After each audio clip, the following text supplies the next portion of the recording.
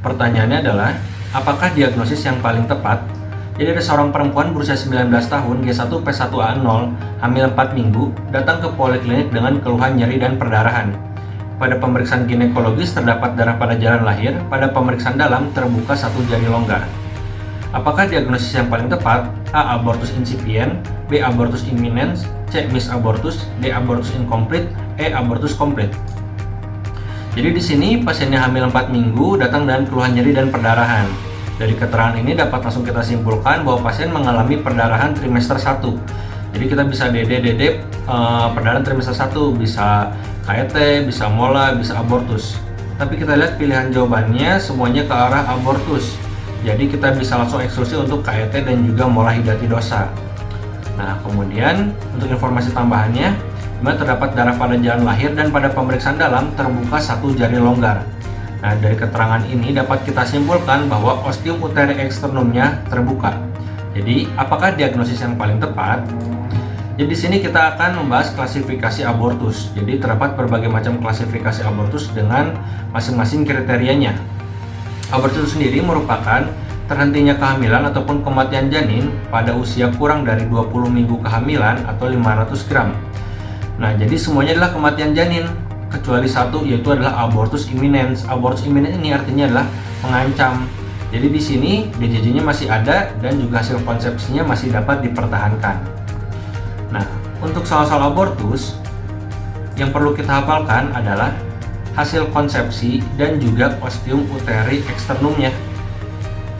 Nah, jadi untuk abortus imminens, karena di sini masih mengancam, di sini serviksnya masih tertutup dan eksekusi jaringan konsepsinya negatif, jadi belum ada hasil konsepsi yang keluar karena di sini masih dapat dipertahankan. Kemudian ada abortus incipient, ini adalah abortus yang sedang terjadi, jadi serviksnya di sini terbuka karena sedang terjadi proses pengeluaran hasil konsepsi, tapi belum ada yang keluar. Berbeda dengan abortus incomplete, di sini serviksnya terbuka, yang artinya sedang proses pengeluaran hasil konsepsi, tapi sebagian jaringannya atau sebagian hasil konsepnya sudah keluar, jadi udah setengah jalan kalian di sini. Tapi serviksnya masih terbuka karena masih proses pengeluaran hasil konsepsi karena masih ada sebagian jaringan lagi yang tersisa yang belum keluar. Kemudian ada abortus complete. Untuk abortus complete di sini serviksnya tertutup karena seluruh jaringan hasil konsepsinya telah berhasil dikeluarkan. Jadi serviksnya tertutup atau sudah tidak ada lagi proses pengeluaran hasil konsepsi. Nah, seperti itu. Nah, untuk misaborsi ini dia tidak ada perdarahan, tidak ada nyeri perut. Jadi dia kematian janin yang tertahan di dalam selama lebih dari sama dengan 8 minggu.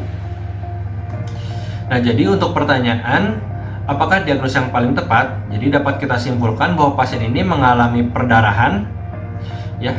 Dari perdarahan ini dapat kita eksklusi miss abortus karena miss abortus di sini tidak terjadi perdarahan. Kemudian terdapat ada ekspulsi jaringannya negatif. Nah, di sini pasiennya tidak mengeluhkan adanya gumpalan-gumpalan ataupun jaringan yang keluar. Jadi ekspulsi jaringannya disimpulkan bahwa negatif. Jadi kita bisa eksklusi incomplete karena incomplete sebagian jaringannya sudah keluar, dan juga abortus complete karena seluruh jaringannya sudah keluar kalau yang complete. Kemudian ostium uteri externumnya terbuka, jadi kita bisa eksklusi abortus imminens karena pada abortus imminens ostium uteri externumnya di sini tertutup. Jadi jawabannya adalah abortus incipient.